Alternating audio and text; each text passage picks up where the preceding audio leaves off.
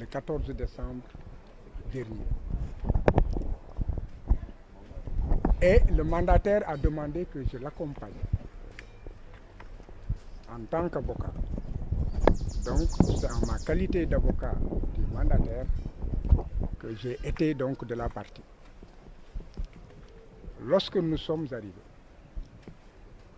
ils nous ont demandé d'attendre pour qu'ils informent la direction générale des élections et la direction de l'automatisation du fichier électoral pour qu'ils puissent nous recevoir et que chacun accomplisse son devoir après avoir reçu la décision de justice qui d'ailleurs leur a été notifiée par l'honorable juge Thion.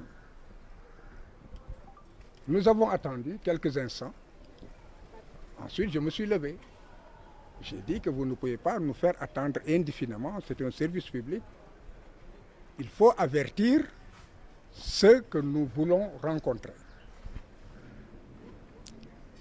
C'est alors qu'ils nous ont dit, bon, écoutez, maître, mieux vaudrait venir à 15 heures dans la mesure où c'est l'heure de la pause.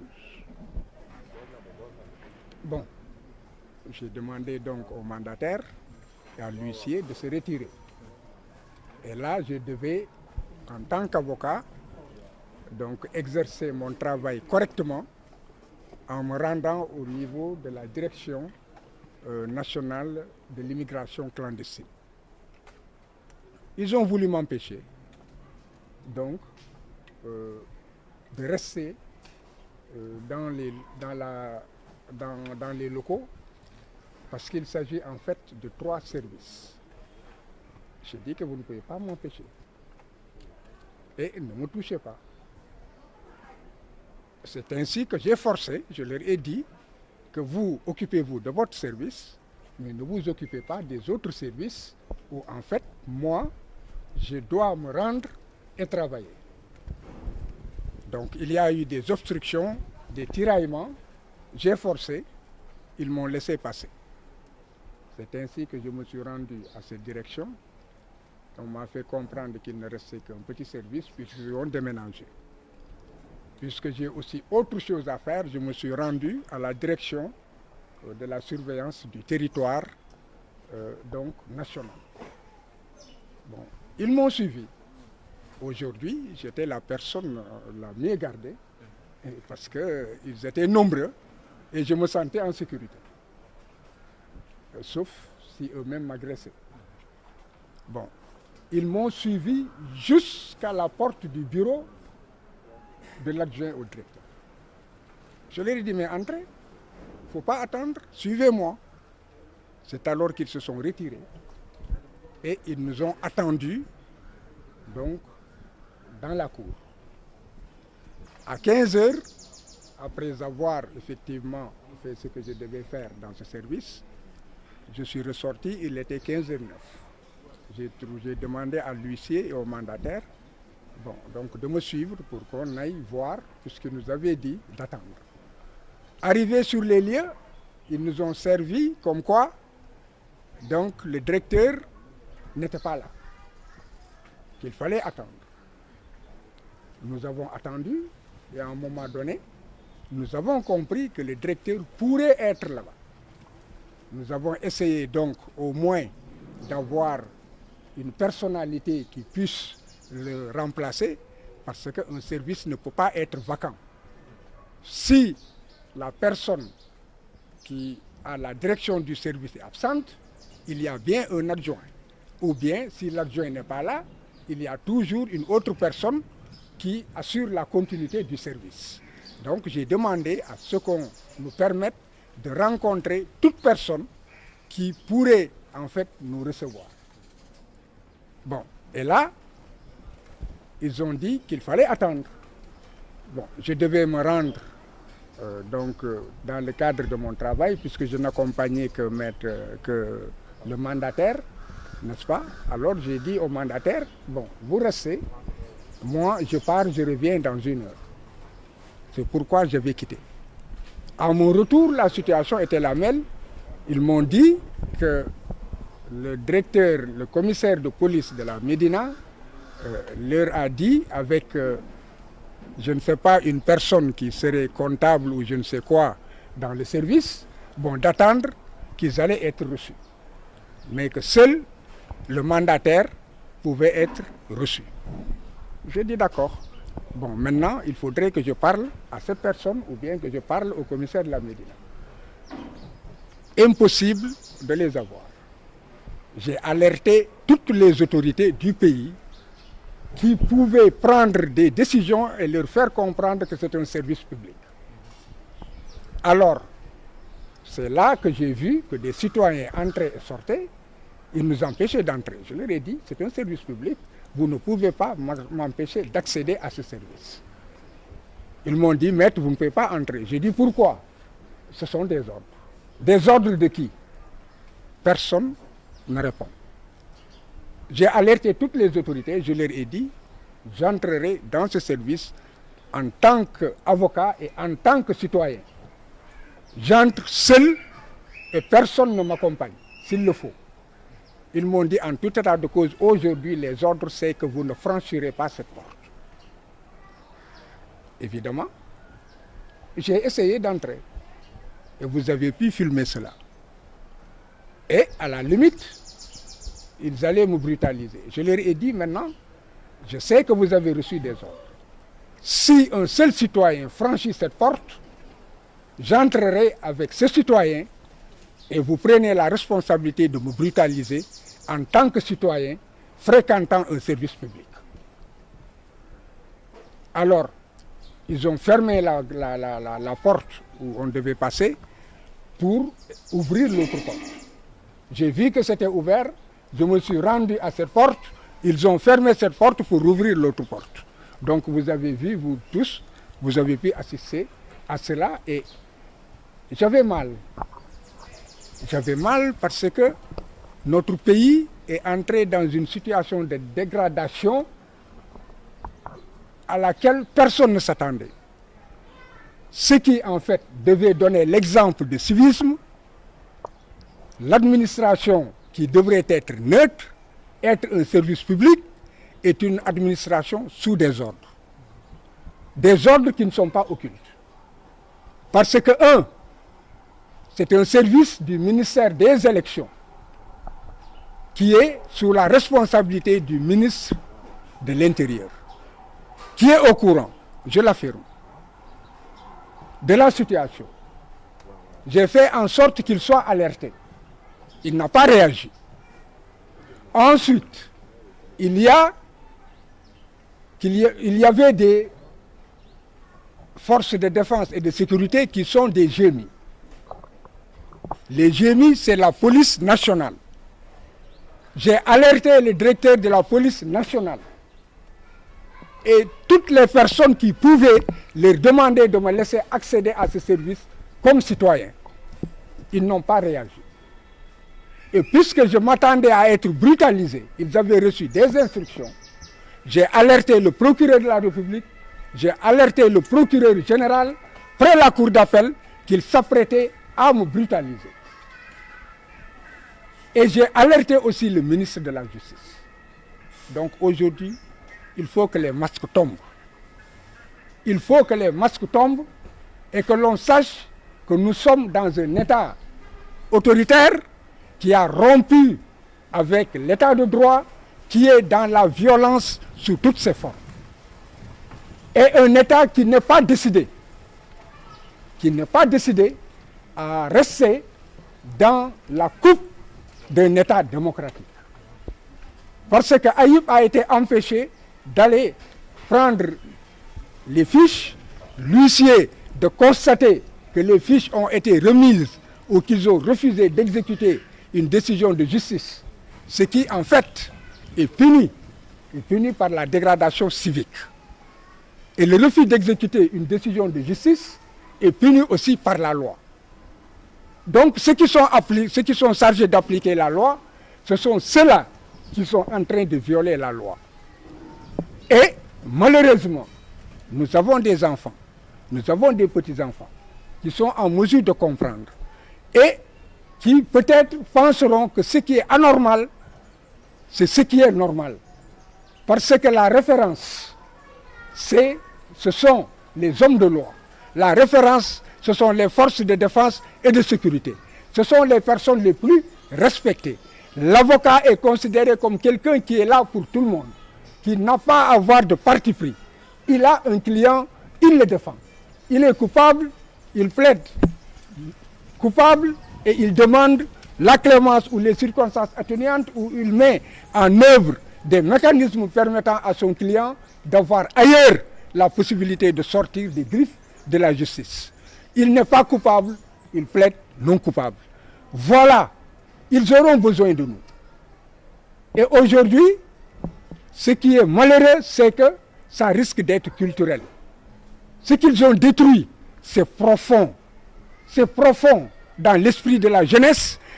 L'état de droit, la démocratie, la culture démocratique, ils l'ont bafoué et ils l'ont ravalé à un rang ou méconnaissable. C'est pourquoi la communauté internationale, ce n'est pas la première fois que je parle à la communauté internationale. Je leur ai dit, réagissez alors qu'il est temps. Le Sénégal, sur le plan géostratégique, est extrêmement important pour l'Europe, pour l'Amérique, pour l'Asie et pour le monde entier. Tout le monde connaît la position géographique, géostratégique. Et dans la sous-région, c'est aussi un pays qui non seulement était un guide, parce que je me souviens, un haut magistrat a eu à me tenir ses paroles. Maître, qu'est-ce qui se passe au Sénégal? Si vous agissez ainsi, que va devenir notre pauvre petit Togo? Un très haut magistrat. Si elle m'entend, elle saura que c'est elle qui a dit cela. Donc c'est le désespoir. Mais il faut aussi que la communauté internationale sache que ce n'est pas un peuple violent, ce n'est pas un peuple suicidaire. C'est un peuple qui est debout, qui demande simplement à ce que ce pays respecte la loi, que ce pays respecte l'état de droit et que ce pays respecte la démocratie pour que nous puissions vivre en paix. Donc, s'il y a une caste de personnes qui sabordent tout cela, la communauté internationale n'a pas le droit de se taire. Et il est temps que des observateurs soient envoyés. Il est temps que la communauté internationale envoie des émissaires, qu'ils parlent à ceux qui sont en train de bâillonner le peuple, qui tuent le droit à la communication, qui tuent le droit à l'expression, qui tuent le droit à l'opinion et qui envahissent tout le monde. C'est quelque chose de connu. Pourquoi ce silence?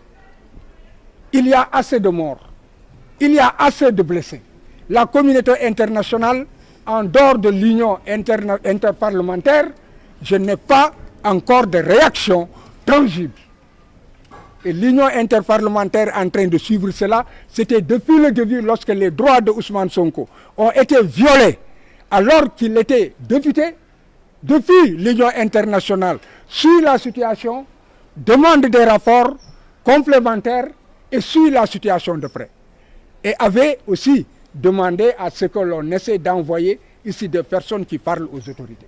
En dehors de cela, tout le monde se tait. Et demain, chaque pays voudra courtiser le Sénégal. Faites attention, le peuple sénégalais est mûr. Et le peuple sénégalais sait être reconnaissant. Et le peuple sénégalais sait reconnaître ses amis. Ce n'est pas après tant de morts et que le peuple est réussi, de par sa jeunesse, de par sa population, de par le courage, l'honnêteté, la loyauté de certains magistrats qui resteront intègres jusqu'au bout. Et je ne me gênerai pas, je ne me gênerai nullement de citer le juge Sabassi Faye, qui a eu ce courage, Madame Aïssatou, qui a eu le courage de refuser une décision à laquelle elle n'adhérait pas. Je parlerai de Madame Mariam Gueye, qui a eu le courage de dire ce qu'il fallait dire. Et ce qu'elle a dit, nous le retrouvons en filigrane dans la décision, aussi bien de Sabassi que dans la décision du juge Thion qui a été rendue le jeudi dernier. Et aussi le courage de Ousmane Diagne, le procureur général. Quant à Thione, tout le monde entier apprécie sa décision, non pas seulement parce qu'il a dit le droit, c'est une décision de haute facture, mais aussi parce qu'il a eu le courage, malgré les pressions, de dire le droit. Et c'est ce que nous attendons des juges. Quand un pouvoir est finissant, quand un régime est finissant, qu'est-ce qu'on peut attendre de ce régime? Sauvons ce pays. Aujourd'hui, que cela soit les magistrats, les avocats, les forces de défense et de sécurité, les simples citoyens, nous devons sauvegarder le minimum que nous avons eu et que nous avons conquis de haute lutte, que le peuple sénégalais a conquis de haute lutte, depuis des générations et des générations. Depuis Lamine Senghor, certainement, certains ne le connaissent pas, Lamine Senghor, depuis Aline Sitoé Diatta, depuis même Senghor, qui a eu à nous faire, à intégrer dans notre constitution, pour en faire un bloc de constitutionnalité, le respect des conventions internationales dans lesquelles il y a le respect des droits de l'homme, le respect des droits économiques et sociaux, et maintenant avec l'évolution, les droits environnementaux et autres. Et nous n'avons pas assisté à cela. Senghor avait des limites. Et lorsqu'il était sur une ligne rouge, il savait s'arrêter pour sauvegarder l'essentiel, la démocratie et l'état de droit. Abdou Diouf aussi, qui l'a succédé, a fait la même chose.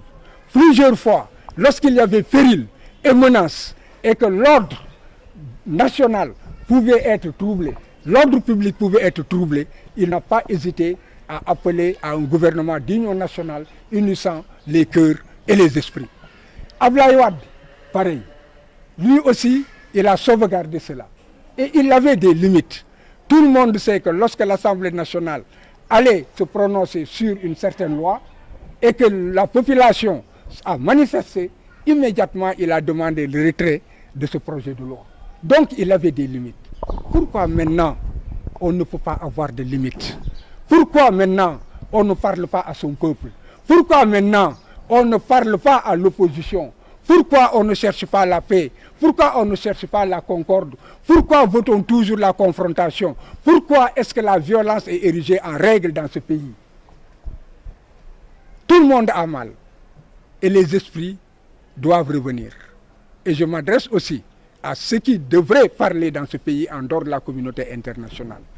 Des personnes sont des électeurs, de grands électeurs, des guides auxquels ce qu'on appelle les talibés ont donné leur sueur, ont donné leur sang et donnent tout. Et ces talibés aujourd'hui ont besoin d'eux. Et ils ne demandent qu'une seule chose, qu'ils prennent la parole et qu'ils disent ce qui doit être dit. Ils ne peuvent pas continuer à se taire. Ce peuple est à bout. Il ne reste maintenant pratiquement que moins de 65 jours. C'est un régime finissant. Donc le peuple ne peut pas être pris en otage. Il faudrait que ceux qui aujourd'hui peuvent créer l'équilibre, et notamment la justice, qu'ils disent basta, basta, basta, et que le peuple retrouve effectivement sa quiétude et elle aille vers une élection inclusive, sans laquelle une élection qui ne peut être une élection qui reflète la volonté populaire si Ousmane Sonko n'en fait pas partie. Aujourd'hui, deux exigences, que les juges prennent leurs responsabilités et qu'ils demandent à ce que Ousmane Sonko soit rétabli dans ses droits ou qu'ils en tirent les conséquences et déclarent Ousmane Sonko candidat aux élections de 2024. Ils en ont le pouvoir, la loi leur donne la possibilité et aussi Ousmane déposera un dossier qui sera conforme à tout ce qui est dit. Donc, cela est attendu. La justice, c'est l'équilibre. C'est l'équilibre. Quand une société se fissure, c'est la justice qui la recolle. Et maintenant, il se trouve que cette société est pratiquement fissurée. La justice est en train de la recoller. J'espère qu'on ne rencontrera pas sur le chemin de la justice des personnes qui, eux, créeront encore un séisme n'est-ce pas, sur ce qui est en train de se faire. Donc, il faudrait que la justice rétablisse Ousmane dans ses droits ou en état de cause tire les conséquences de toutes ces violences, de toutes ces obstructions, pour savoir que c'est l'administration chargée de l'organisation des élections qui est responsable de tout ce qui est arrivé. Et que par voie de conséquence, reçoivent le dossier de Ousmane comme étant un dossier valable et le déclarent candidat aux élections de février 2024. C'est cela, en fait, que le peuple attend. Et j'espère effectivement que je serai entendu. Aujourd'hui, la justice est au créneau. Même si on n'entend pas la voix du ministre de la Justice, elle est au créneau. La justice, c'est des hommes et des femmes. Chacun a une éducation. Chacun a un destin. Ce ne sont pas des hommes qui font les destins des autres. Non, les destins des autres se font par ces personnes elles-mêmes, de par la volonté de Dieu. Je suis croyant et le destin de chacun est inscrit au front.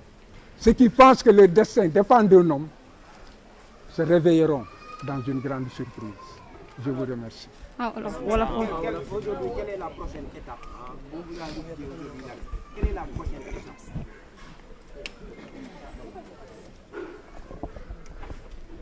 Bon, comme je l'ai